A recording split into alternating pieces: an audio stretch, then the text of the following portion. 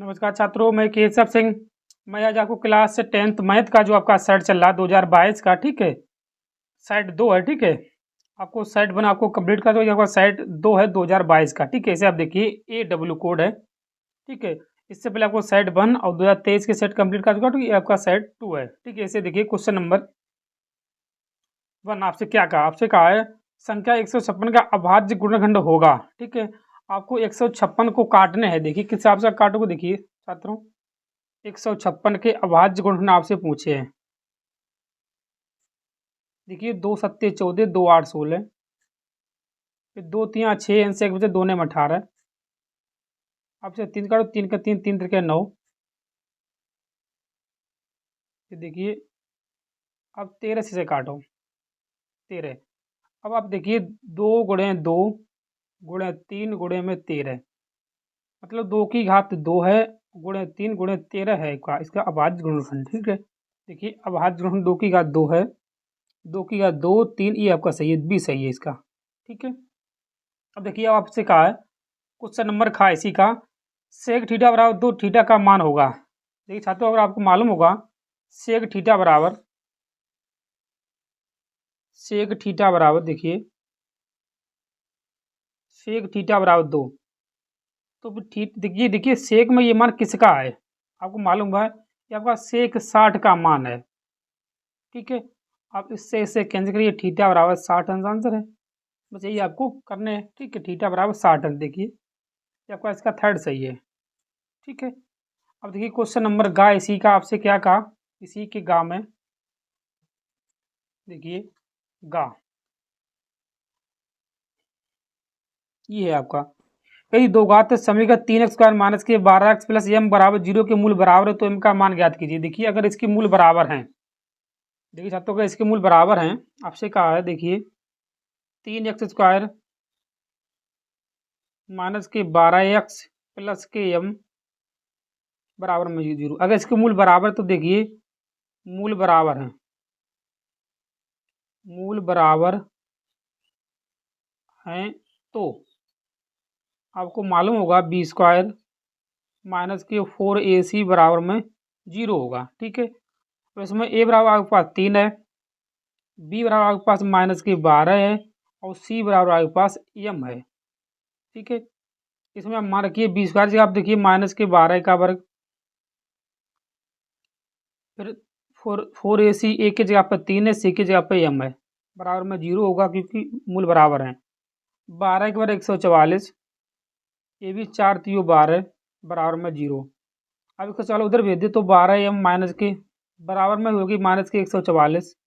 अब माइनस से minus cancel करिए, देखिए m बराबर 144 बटे 12, तो 12 12 में 144, मतलब m बराबर आपके पास आया 12 आंसर है इसका, ठीक है। ये इसी का क्वेश्चन नंबर देखिए 12 है, ये सही है आपका क्वेश्चन नंबर। इसी का गा है नहीं।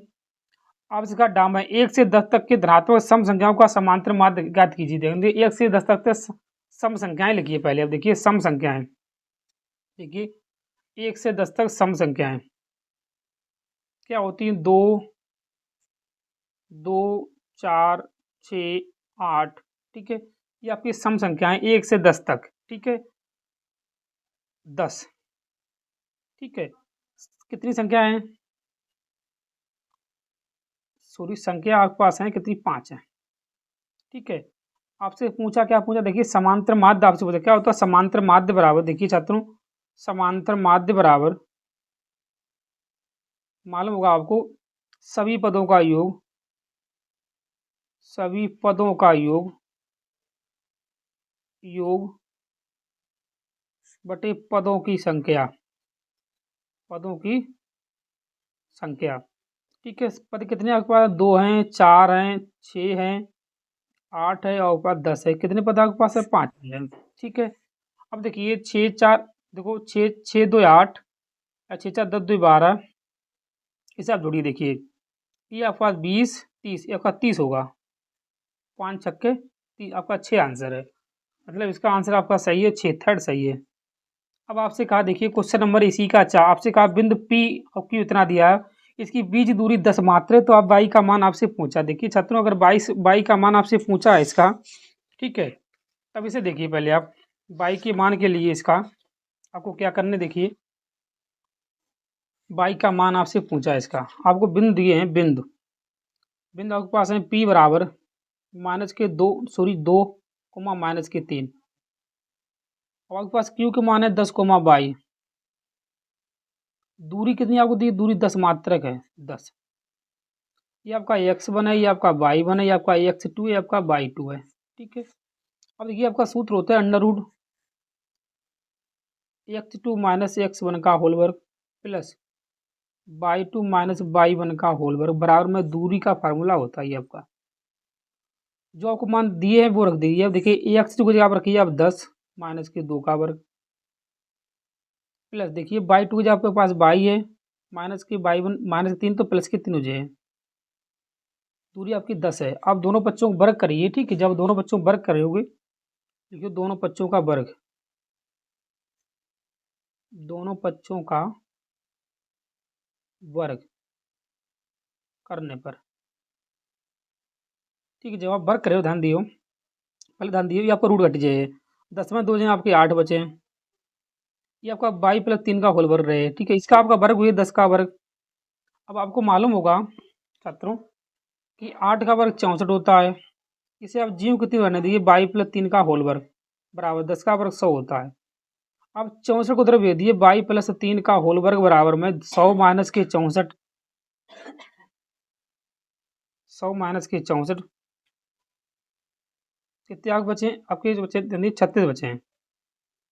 y प्लस 3 का होल वर्ग बराबर ये का 6 का वर्ग है प्लस माइनस, इससे आप कैंसिल करिए, ठीक है। तब इसे आप देखिए y प्लस 3 बराबर प्लस माइनस 6 है, पहले आप प्लस जब चुन लियो तो y बराबर देखिए y बराबर आपके पास होगा y बराबर प्लस के 6 ये हैं और माइनस 3 ये, तो आपको होगा y बराबर प्लस के 3। तो माइनस के 6 लियो तो y प्लस के 3 बराबर माइनस के 6, तो y बराबर माइनस के 9 होगा, मतलब आपका 3 कोमा माइनस के 9 आंसर है, ठीक है। ये आपका सही है, माइनस के 3,9, तो ये सही है आपका, ठीक है। अब आपसे कहा देखिए यदि दो घात समीकरण 3x² माइनस के 12x प्लस के 2m के मूल बराबर है तो m का मान देखिए क्वेश्चन नंबर जो आपने अभी गा लगाया है, ठीक है। देखिए यह गा जो आपका गा है सेम आपका यही सवाल है, देखिए सेम से ऐसे ही आपको ठीक मूल बराबर के लिए, ठीक है। तो देखिए इसका खा और गा आपका है नहीं, ये देखिए घा इसका। अब इसका प्रथम 10 अभाज्य पूर्णांकों का माध्यिका ज्ञात कीजिए। यानी आपका माध्यिका के लिए फार्मूला क्या होता है, प्रथम 10 अभाज्य पूर्णांक। पहले तो अभाज्य पूर्णांक लिखिए, प्रथम 10 क्या होता है, देखिए अभाज्य पूर्णांक 2 अभाज्य में, ठीक है, 3 ये भी भाज्य है, 5 ये भी भाज्य है, 7 ये भी भाज्य है, 9 भाज्य कट जाते हैं, देखो 10 है नहीं, 11 है नहीं, 11 सॉरी 11, 12 भी नहीं है, 13 भी नहीं, 13 है, सही है, 14 15 16 फिर 17 है, फिर 19 है, देखिए कितने हो गए, 1 2 3 4 5 6 7 8, फिर 23 है, फिर 24 कट जाते, 25 भी कट जाता मालूम, 26 कट जाता, 27 बेटे तो आपकी 29 है। देखिए 1 2 3 4 5 6 7 8 9 10 ये आपके अभाज्य हैं, प्रथम 10 अभाज्य पूर्णांक है। आपसे माध्यिका पूछी है, माध्यिका, ठीक है, पूछी इसकी है, तब आपको मालूम चाहते हो क्या होता है माध्यिका के लिए। अगर n बराबर सम है, देखिए n बराबर 10 जो है सम है, अगर ये सम है तो सम के लिए फार्मूला होता है सम, क्या होता है माध्यिका के लिए, माध्यिका के लिए आपका फार्मूला होता है n/2 पद प्लस n/2 प्लस पद पद बटे में 2, ये आपका फार्मूला होता है। अब n की जगह पे आप 10 रखिए, 10/2 पद प्लस 10/2 प्लस 1 पद बटे में 2। अब इसका मतलब देखिए छात्रों, ये 10वां पद 2 पंचे 10, मतलब कि 2 पंचे 10, 5 होगा, मतलब 5वां पद, 5वां पद प्लस 2 पंचे 10 1 6 हो जाए, 6वां पद बटे में इसका 2 होगा पूरे का, ठीक है, आपका 2 होगा, ठीक है। अब देखिए अगर इसका 2 होगा, देखिए पांचवा पद, देखिए 1 2 3 4, पांचवा पद आपका 11 है और छठवां आपके पास 13 है। दोनों का योग ऐसे लिखिए। अब देखिए माध्यिका बराबर होगा आपका, माध्यिका बराबर 11 प्लस के 13 बटे 2। इससे आप जोड़िए 11 13 कितने होंगे आपके, 24 हो जाए बटे 2, कटे से आपके 12 होगा। मतलब एक्स बराबर, मतलब आपका मान माध्यिका होगी कितनी, 12 होगी। देखिए ऑप्शन में से आप देखिए 12, ठीक। ऑप्शन नहीं, मतलब सवाल आपका था ये, हाँ 12 सही है, ठीक है। इसे आप लिखिए। इससे आगे देखिए क्वेश्चन नंबर 3 का खा, देखिए 3 के खा में आपसे क्या कहा, आपसे कहा है संख्या 26 और 91 के अभाज्य गुणन विधि से मासा तथा लासा ज्ञात कीजिए, ठीक है। इसको आपको मासा और लासा ज्ञात करने, तब देखिए छात्रों इसी का क्वेश्चन नंबर 3 का का है, ठीक है। आपको मासा चाहिए, ठीक है। 26 और 91 का लासा और मासा, देखिए इसे 26 को आप काटिए, देखिए 2 1 2 2 3 6, फिर आपसे 13 से काटिए, ठीक है। देखिए 91, पहले आपसे 3 से काटिए, देखिए 3 सॉरी 7 से काटिए, 7 से काटिए, देखो 7 में 7 7 21 फिर 13। मतलब देखिए कॉमन आपको क्या, दोनों में क्या है, देखिए मासा इसका हो गया आपका कितना हो गया, मासा 13, तो दोनों से कटा हुआ आपके 13 है। फिर देखिए लाश है, देखिए इसका लाश है, पहले तो 13 लिखिए, फिर जो बचा है उसको भी लिखिए। देखिए 13 दूनी 26 गुणे में 7, तो 7 चौक 28, 7 दूनी 14 16, ये आपका लाश है, ठीक है। इसे नोट की, इसे देखिए खा में आपसे क्या कहा, खा में आपसे कहा है पी के किन मानों के लिए समीकरण के जोड़े का अद्वितीय हल है, ठीक है। देखिए अद्वितीय हल के लिए आपको फार्मूला होता है, देखिए अद्वितीय हल है अगर ये, ठीक है। तब देखिए छात्रों आपको दिया है खा, इसी का खा में देखिए खा आपसे कहा पी के मान के लिए 4x प्लस के पी वाई प्लस के 8 बराबर में 0, ठीक है। इसमें आपको a1 बराबर कितना है, 4 है, b1 बराबर के पास p है और c1 बराबर के पास 8 है, ठीक है। आपसे तुलना करें उससे a1x plus b1 Y plus c1 बराबर 0 से जब तुलना करें उन दोनों से, तो आपके मान यही निखर गए हैं, ठीक है। अब दूसरा समीकरण देखिए 2x प्लस के 2y प्लस के 2 बराबर में 0, ठीक है। ये आपका समीकरण 3 मानिए से। अब तुलना करिए a2x plus b2 Y plus c2 बराबर 0 से, अब तुलना करिए। अब लिखिए समीकरण 3 व 4 की तुलना करने पर तो आपको होगा a2 बराबर 2 आएगा, b2 बराबर आपके पास कितना, देखिए 2 है और c2 बराबर भी 2 है, ठीक है। अगर ये अद्वितीय हल है तो आपको मालूम होगा a1 बटे a2 नॉट बराबर b1 बटे b2 होगा, ठीक है। अद्वितीय हल है तो, ठीक है।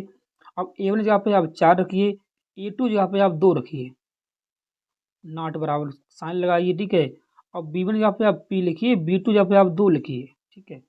अब 2 से 2 कैंसिल करिए, मतलब कि p नॉट इक्वल टू 4 होगा अद्वितीय हल के लिए, ठीक है। ये आपका आंसर है, ठीक है।